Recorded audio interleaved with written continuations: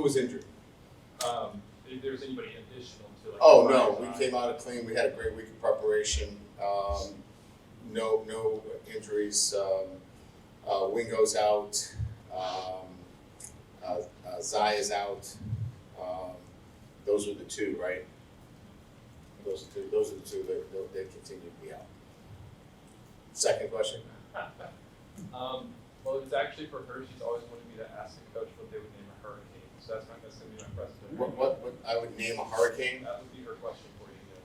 I would probably say it's got to have Louisiana. It's got gumbo. Gumbo.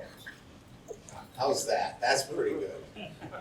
Still appreciate that. Hurricane gumbo? Why hasn't there been a hurricane gumbo? You'd think there would have been, right?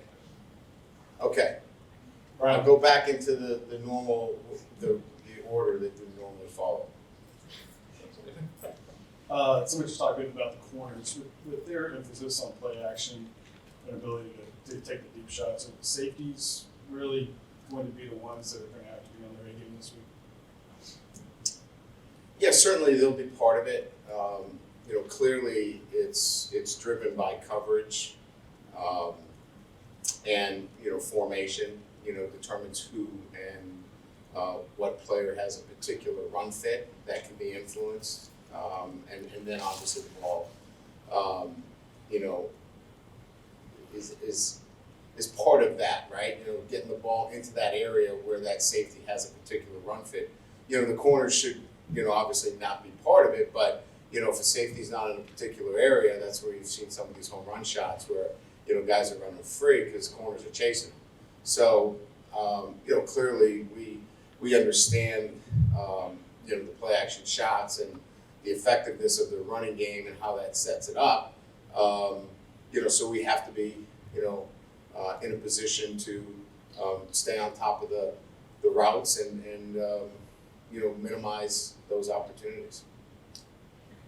I think it's been several weeks since we asked you about him. But just how's Rick Brooks doing? Is there any update on just his progression or anything like that? Yeah, the last I got was late last week. They had another procedure to help and assist in his recovery. He is in rehab, and if you will, working through that process, but nothing to the point where I can tell you that all is a green light and everything's great. He's still in a battle, and but he's making some progress. It just we all want this to move to a point where he's back in the building, and it's just going to be a longer process. Coach, on paper, Alabama is one of the worst pass protection teams in the country. Have you guys kind of identified where they lack on that offensive line, or maybe if it's the running back helping against blitzes? And do you see kind of those areas that you could attack to? Yeah, numbers are, a bit misleading. I think some of those sacks were early on where there were a number of the sacks were about indecision at the quarterback position. They had 3 quarterbacks in there early on in the year that were holding on to the football, quite frankly. We were hoping not that was the case, that we were hoping that it was an offensive line that was just, giving up sacks left and right, and that's not the case. A lot of indecision at the quarterback position led to a lot of these sacks. They've given up some sacks, but it's not an inordinate amount of sacks where you look at it and go, wow, this is just a leaky offensive line. This is a big, massive offensive line that's skilled. We're going to have to get pressure, and that's going to be part of this game. Being able to disrupt the quarterback is going to be central to this. But I don't think we go into the game going, hey, this is going to be an opportunity where we can, pad our stats when it comes to sacks.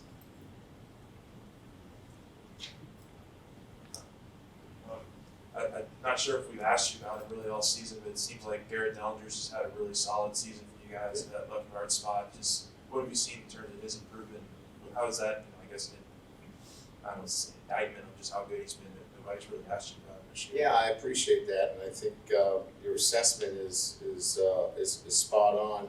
He's been steady, but he's been better than that. I think he's one of the things that he worked on, and again, you got to keep in mind he had shoulder surgery last year, and he didn't have the off season to train.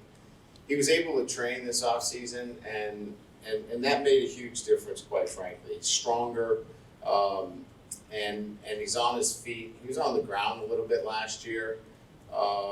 This year he's been really good.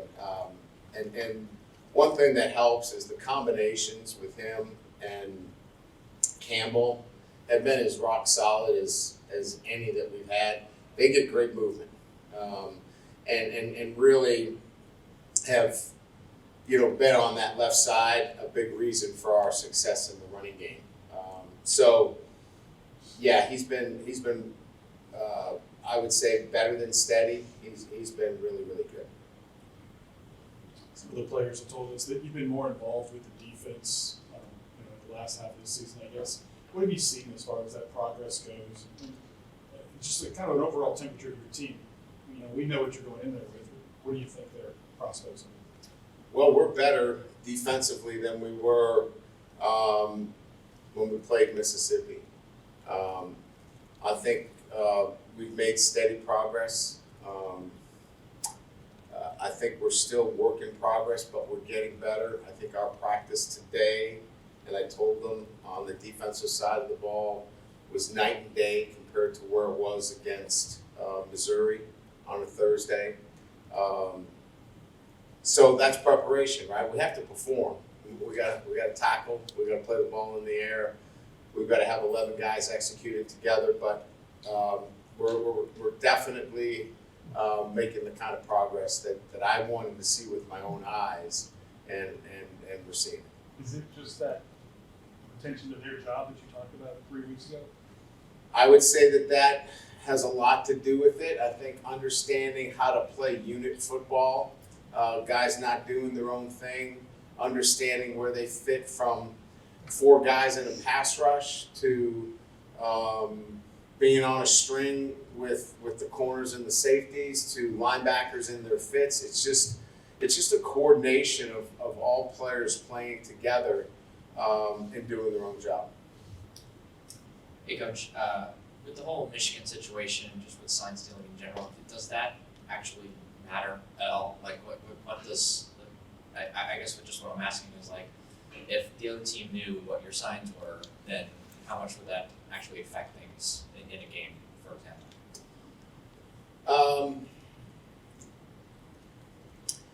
If they had our calls, if they had our call sheet, if they clearly knew we were running the ball outside right or throwing the ball down the field, certainly would matter. There's always been this thing, where there are tells or tips. I'll give you an example. The guard is sitting back, and it looks like he might be pulling, right? But he didn't pull on that play, but he usually does pull. That's never been an issue in football, right? There are tells in certain offensive formations, because that's why people self-scout, right? You give a tendency away. That's a whole different thing. If somebody has your plays and somebody knows what they are and they know it's a run or a pass, yeah, it has a significant outcome on the success of that particular play. Coach, going back to week 1 after Florida State, if I remember correctly, you said this team wasn't what you thought it was before that game. Mm-hmm. Going into this game now, weeks later, do you think this team is starting to mold into what you thought they would be week 1?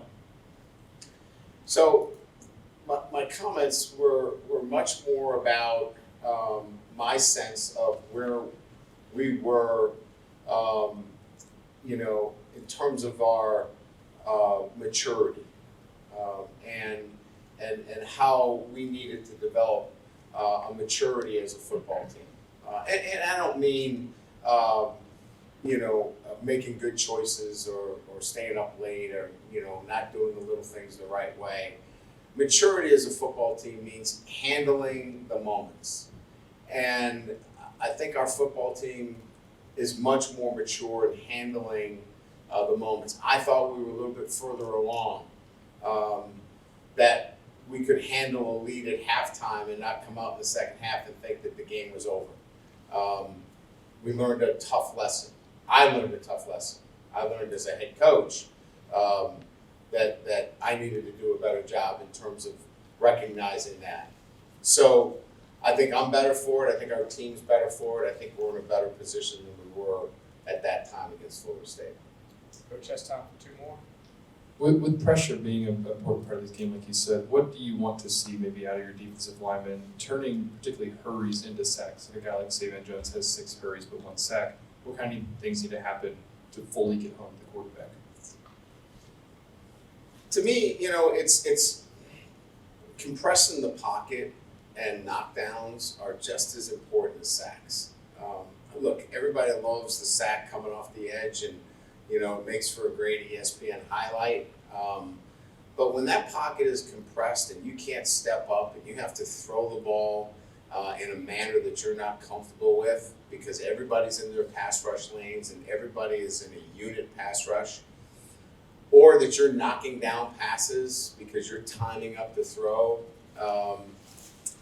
those are really important, and they're equally as important as any individual pass rush. So we're looking for all of those, and I think we saw against our last few opponents a combination of all those things. We'll look for a combination of all those against Alabama. It's not beholden to this year, but just in general, how often would you change up your signals, your on-field signals? Well, this year we've changed it up against Mississippi because of a former player that was in our quarterback room. We changed them up a little bit this week. So typically, 2 or 3 times. So in our verbiage, we have words that can be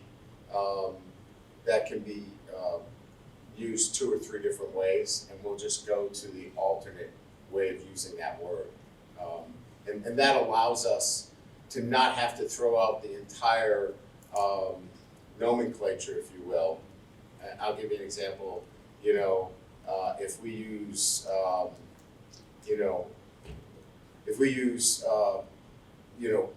the number, we use the months, for example. January might be 1, right? The first month, January. We might go back to 1 and use the number 1. So we'll just flip it that way and change it up. So we have a fresh way of doing things. Thanks, Coach. Good. All right. Thanks. Have a good day.